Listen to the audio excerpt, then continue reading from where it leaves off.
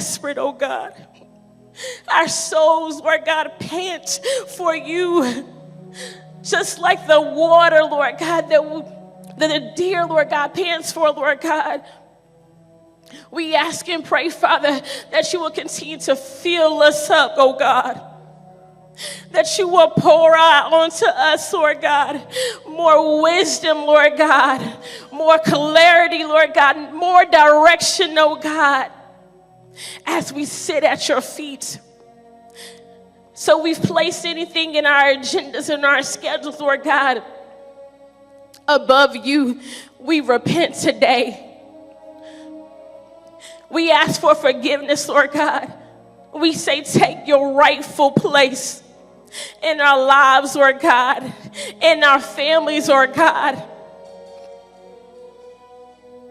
We're so desperate for you. We want, Lord God, your presence in our lives. We want to see the glory manifested, Lord God, in our lives, oh God. Hallelujah, Lord. God, you reign supreme. We give you full range, Lord God, full power, full dominion, Lord God, to do whatever it is, Lord God, that you would want us to do in our lives, Lord God. I just keep sensing that we have to have a greater level of surrender. We even surrender this moment to you. We continue, Lord God, to surrender, Lord God, this service over to you, Lord God. You have your way in this place, oh God.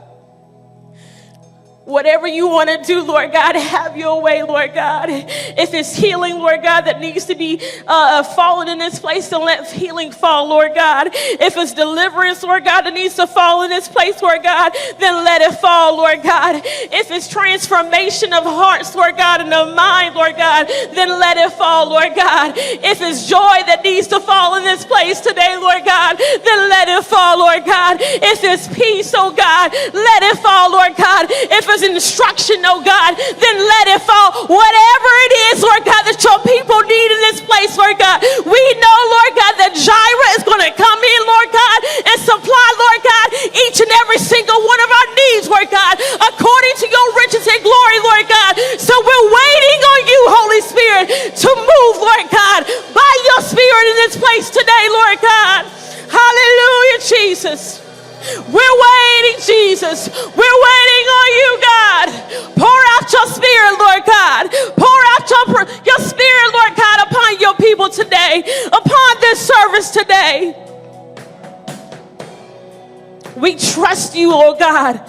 We lean not on our own understanding, but we put our hope and our trust in you, oh God. You know what's best, God. You have the best interest, our best interest in mind, oh God. So we gonna sit back, we ain't gonna fret, we ain't gonna worry, but we gonna worship. Hallelujah. So let us continue to worship God in this moment, because he's not done yet. Do you have expectation in your heart? Can he truly heal you? Do you believe that? If not, say, Lord, help my unbelief. He can do it. I believe he's going to do it today. Hallelujah, Lord God. So, God, we just love you. We're standing in expectation for your glory to continue to move in this moment. We ask and pray all of this in your son, Jesus' name we pray. Amen.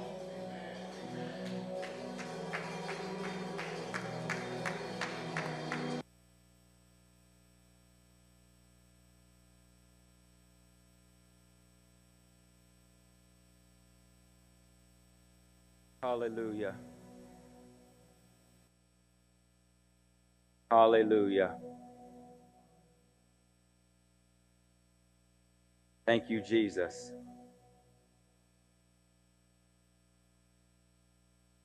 By the Spirit of the Lord,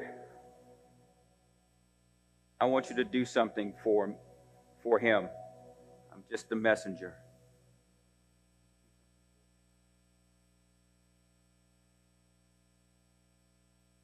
Hello? Testing. All right. The first thing I want you to do, lift your hands. The second thing I want you to do,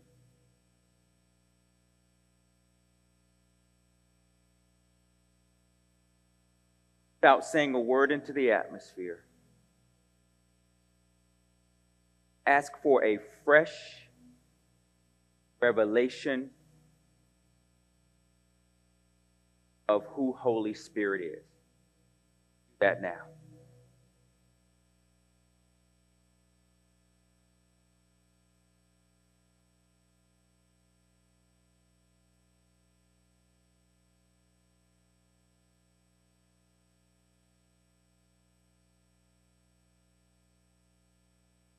Next thing I want you to do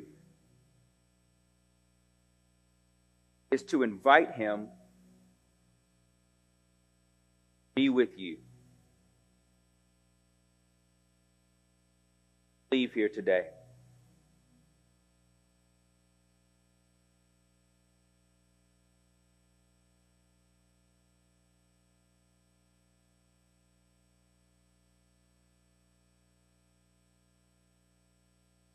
Thank you. I want you to look at me.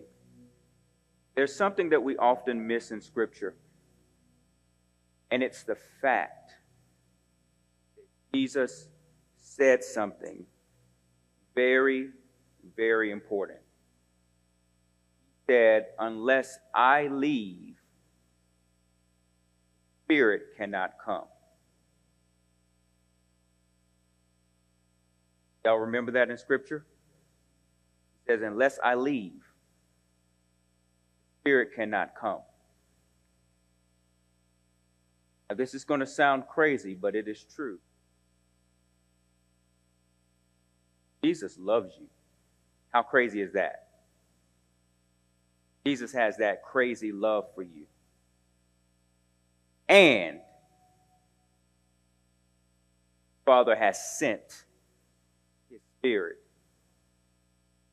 for you to have the life and the purpose and the strength and the power that you need until Jesus returns. And God loved you so much, He didn't send any less of Himself after Jesus. Holy Spirit is every bit as powerful as Jesus, every bit as powerful as the Father. Not spooky. He's not an it. He is comforter, guide, leader, power. But you know what I discovered him as this week? A dear friend. Just to sit with him and talk with him. To have coffee with him this morning and just talk about what's on my heart. He's always willing to hear. So I have another request from him. And I don't apologize for how uncomfortable it will be for you. Nor do I apologize about how uncomfortable it will be for the target with which you will do this for. But I felt it I know it's Holy Spirit's will for this to happen in this moment right now. Y'all ready? I want everybody in this room to go give Ryan a hug.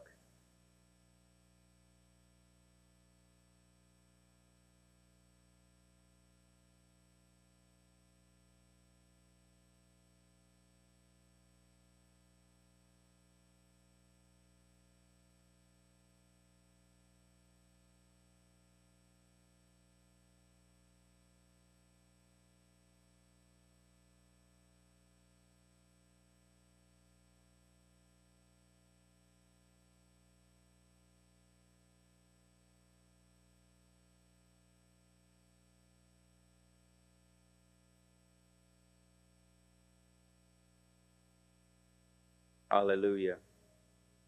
Thank you for your obedience. Thank you for your obedience. Thank you for your obedience. So what just happened to Ryan was a bunch of random love. Bunch of random love. And the first thing that happened when Holy Spirit announced that it should happen was that Ryan started smiling. Because he knew that love was coming his way. I pray that you experience this week what he just experienced over and over and over and over again. Because if there's one thing that we need to realize, is that we are loved.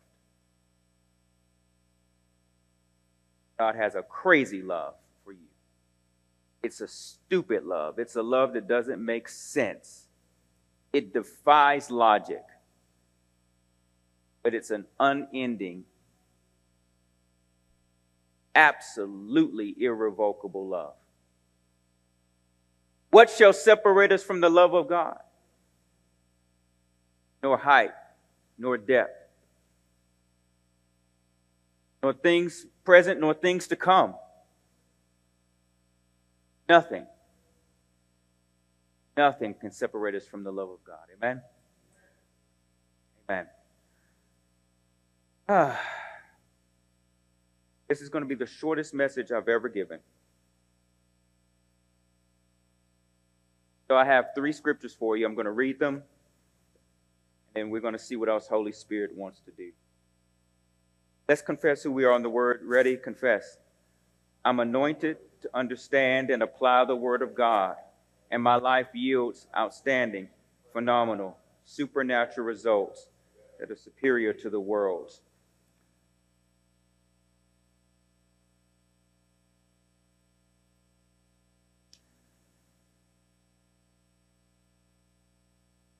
So, go right to the word, right to the word. Thank you, Holy Spirit. All right, Luke chapter 11. Just keep playing, if you don't mind, Jeremiah. I won't. Sound like this mic is going in and out? Hallelujah. Can we mute everything else? And then maybe the box that runs this needs to be pulled up. I think it's buried in the catacombs of the sound box. But yeah, let's mute everything else out so we can cancel out all the other frequencies. That'll preach. Sometimes there's competing frequencies that cause things to go in and out. Something about technology you need to understand. That's competing frequencies also happen sometimes when you are in dead zones. In the name of Jesus, you'll never be in a dead zone when it comes to Jesus Christ. Amen. Hallelujah. Hallelujah. And here's the other thing we can do to try to make it better. You can actually unplug the ones that we're not using. Because even though something is plugged in, it still sends a frequency, even if it's not attached to what produces sound. You got to sometimes unplug the enemy. All right. Luke chapter 11, verses 1 through 2. Might be like, Pastor, how do you know so much about sound? Served in ministry, and I love Tamar, y'all. Don't y'all know I love Tamar? But I have worked in ministry at some churches where I did not like the sound people. Never get it right. And they would fuss and say, this is what we do. You just do what you do. I'd be like, but we can't hear. Singers can't hear. Come on, you know how we do in church. I just need some good consistent sound. And sometimes, this isn't Tamar, y'all, but sometimes sound people get excited because they get to turn knobs. They get to turn knobs and they're like, ooh, look at all these pretty buttons and the lights. I wonder what this does. Tamar's not like that. Because Tamar be back there praying in the spirit while he's on the soundboard. Amen. Y'all give it up for Tamar. He does a great job. All right. It says, Luke 11, verses 1 and 2, it says, "And it came to pass that as he was praying in a certain place, when he ceased, one of his disciples said unto him, Lord, teach us to pray, as John also taught his disciples. And he said unto them, When ye pray, say, Our Father which art in heaven, hallowed be thy name, thy kingdom come, thy will be done, as in heaven, so in earth." That's King James Version. I want to emphasize the part that says, when you pray. Jesus didn't say if you pray. He says when you pray. Jesus didn't say if you pray. He says when you pray. There's a certainty. You must pray. And if you're not praying, you are not in the will of God. Matter of fact, if you don't pray, Tim, we got a little bit of feedback. Turn my gain down. If you don't pray, P-R-A-Y, you will become pray, P-R-E-Y. When ye pray, say, Our Father, which art in heaven, hallowed be thy name. Honored be your name. Reverenced be your name. All-powerful is your name. Thy kingdom come. Thy will be done. Thy kingdom come. Thy will be done. As in heaven, so in earth. Somebody say, as in heaven, so in earth. There is a pattern. There is an architecture. There is an example in heaven that God is trying to get in earth. Always. He would not ask us to pray what's in heaven for what's in earth if he did not believe that what is in heaven is better than what is in earth. Hear me. You will be limited in your salvation if you only think that heaven is a place you go to when you die. It says heaven on earth. Let it be done on earth as it is in heaven. So, let me ask you some questions. Is there sickness in heaven? No. Is there disease in heaven? Is there lack in heaven? So every time you have an opportunity to pull heaven's abundance into the earth, you make the earth better when you pray. Now follow me? All right. He says, my will be done. God's will be done. So today, my message is entitled, His Way. And let me be very frank. Some ways have missed God's voice because we had to have it our way.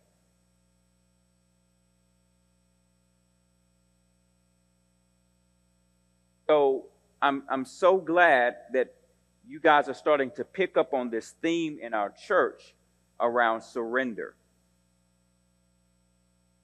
This morning in my time with Holy Spirit, the scripture that I ran across in my Bible was, a man can plan his ways, but the purposes of the Lord shall prevail. So even if, here it comes the punchline, even if what you're asking God for is not sin, he has the right to say, I don't give it to you if it's not my will. Because it can be good and still not be his will for your life. I got the mature Christians at church today. Because in some other places on earth, they're just saying, just ask him for it and he'll give it to you. Just ask him. Just ask him. Ask him all night. Ask him all day. Ask him by text message. Ask him on Instagram. Ask him, ask him, ask him, ask him, because the Bible says, ask and it shall be given. But God is not obligated to give anything that is not his will. Then we go on the other side of this fence and we realize that we have the right to choose, because he gives each and every one of us the agency of free will. How many times have we chosen things in our lives that really didn't decimate our lives, didn't kill our lives, but they weren't the best things? How many times, how many times have we made choices out of fear? Fear of the unknown. I have to give God, I have to surrender multiple times a day. Because the way my mind works is I'm always planning something or asking God to do something. But now I'm more in this place where I'm not asking God to do a whole lot. I'm asking for his will to be revealed. And show me how I play in that. Instead of me going out to the ocean and trying to create a new wave, I'm just letting the wind blow the waves that are already created for my life.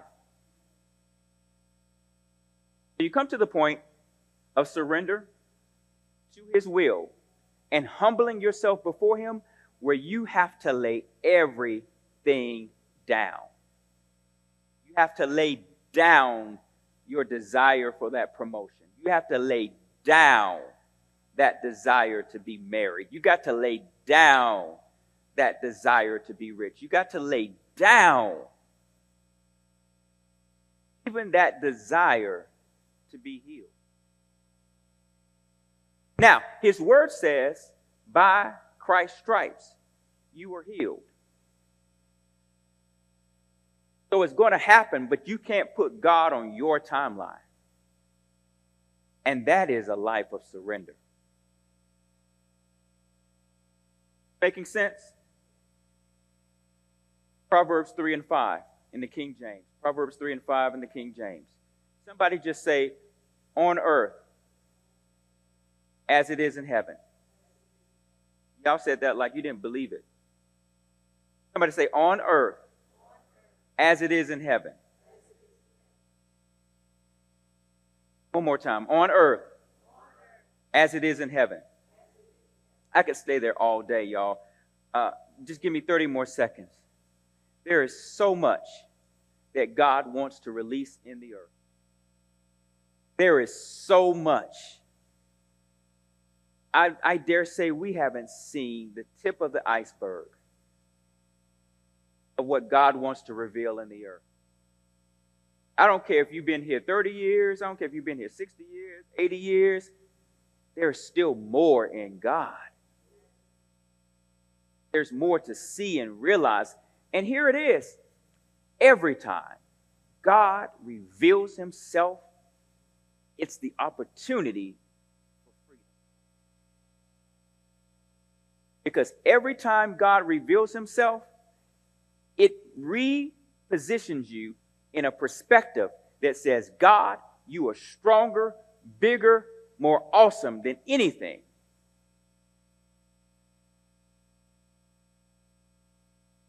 Proverbs 3 and 5 says, trust in the Lord with all thine heart. I'm in the King James today, y'all. It's been a long time. Trust in the Lord with all your heart, and lean not unto thy own understanding. Give me 2 minutes on this. Y'all know I'm a very transparent pastor, right? And I don't mind being vulnerable because I don't care. There's nothing that the enemy can do to me. I got Jesus. If God be for us, who can be against us? So this whole thing in the body of Christ that says don't say what you believe in God for out into the atmosphere, because the enemy will try to attack it and steal it and this and that. That's a whole bunch of hogwash. God always wants us to put our hopes and desires and fears into the atmosphere. I will never be quiet about what I know God to do. But here's one thing that I ask for your prayers on. If I am not careful, Abdullah Birdsong put everything in his own understanding.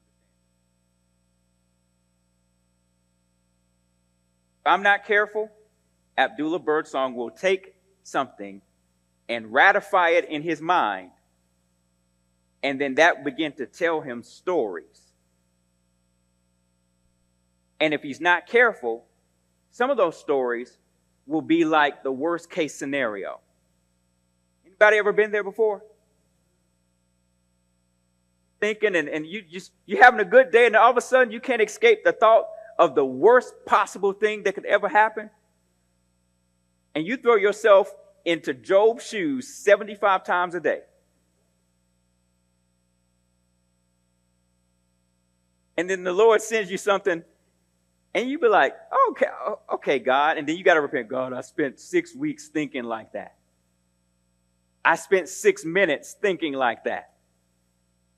When all you were waiting for me to do is to be patient, you're just waiting for me to wait on you. You said that you would give me the desires of my heart if I delight myself in you. What am I worried about? What am I stressing about? I'm telling myself these stories. Some of us be having these just drama. Y'all, we don't have to watch Housewives of Anywhere. We don't have to watch Below Deck. We don't have to watch all of that stuff. Why? Because we have our own crazy reality stories going on in our heads all the time. If some of y'all go sit with Pastor Barbara at her house and just tell us some of the stories you told yourself, it would be a best-selling book. But take down in shorthand everything you said. We'll get that thing transcribed and we'll get it published. Because the stories that we tell ourselves, they be in 4D, 4K, high definition, high resolution. And it all comes sometimes from the hidden fears and the traumas and all the things that we haven't gotten to the root of. The Lord says, I got an answer for that. He says, whenever you fear, trust in me with all your heart.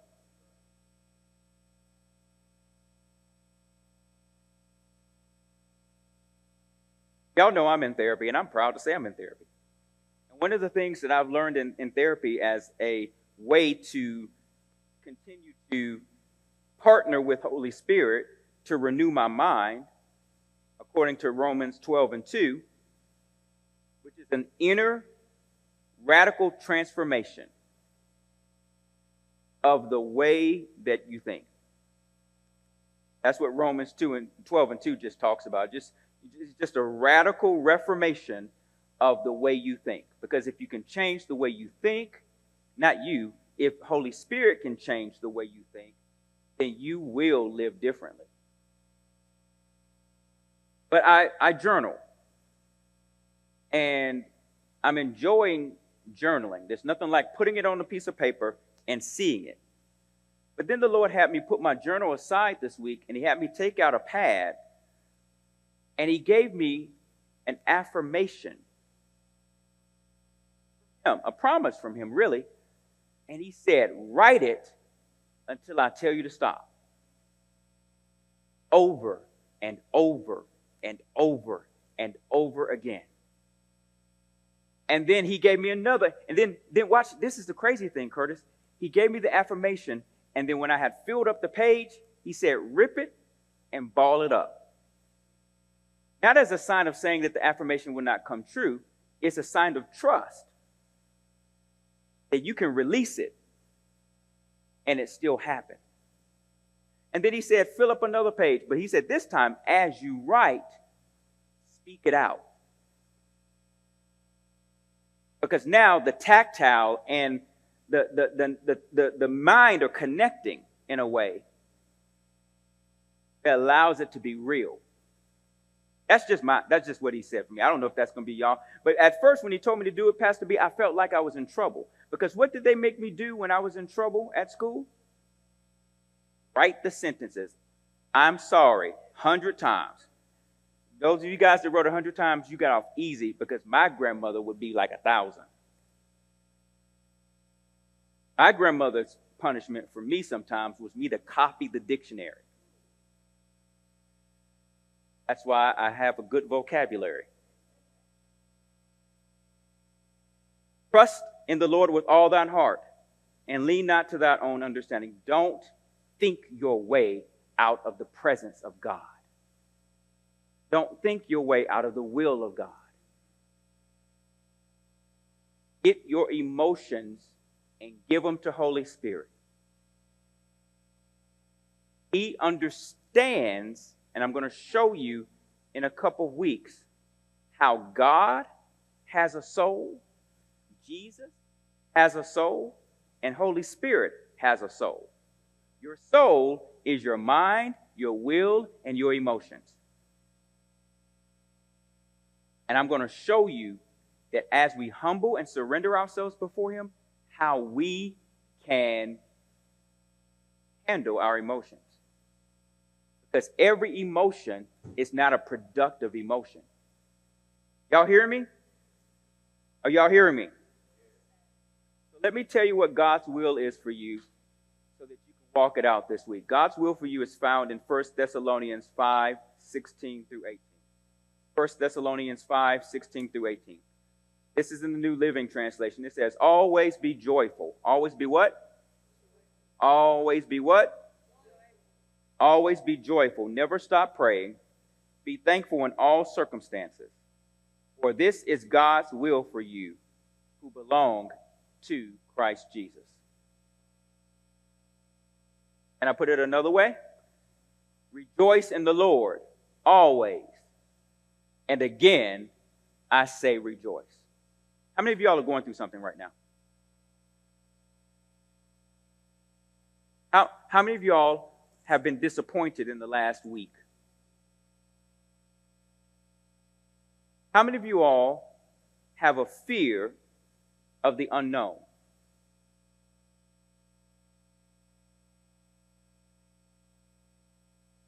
Rejoice in the Lord. Name Pastor A. Find something God thanks for. Can't thank Him for something right now in your present. Find your way back to something He's done in the past. Because leaning to your own understanding and being caught up in your emotions mutes God's past in your life. Have you ever been so emotionally stirred that you couldn't even remember yesterday? Or you couldn't even remember? If you can't remember yesterday, you definitely can't remember last week when He brought you out. You're definitely not going to give Him praise that He gave you the job or put food on your table. You're definitely not going to. So all of this stuff stirs up on the inside of us. And we forget how good God is. Even Jesus struggled. Garden of Gethsemane. He said, if it is at all possible, take this cup away from me. Nevertheless, not my will, but your will be done. Nevertheless, heaven come to earth.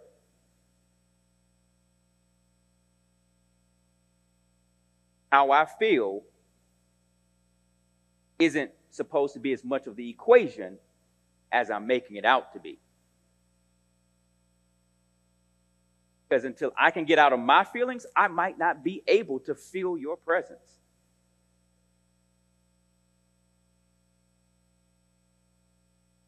And the reason why I'm dropping this word off is because I know beyond a shadow of a doubt that people will come into this place with no hope. And they need to see you in a position of surrender and humility, knowing that God not only has shown up for you, but that God is showing up for you, and that you believe that he's going to continue to show up for you.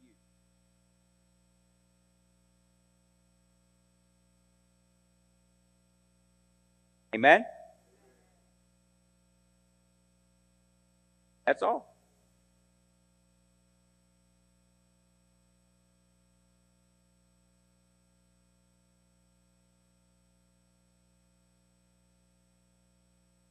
So for the next few moments, before I give the go home benediction, God's going to play.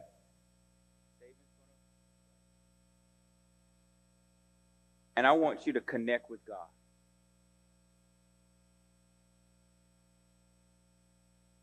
To surrender. I want you to spend a moment centering yourself on who he is. Find a scripture in the Bible, grab your Bible, but just take a moment and allow his presence to saturate your life right where you are.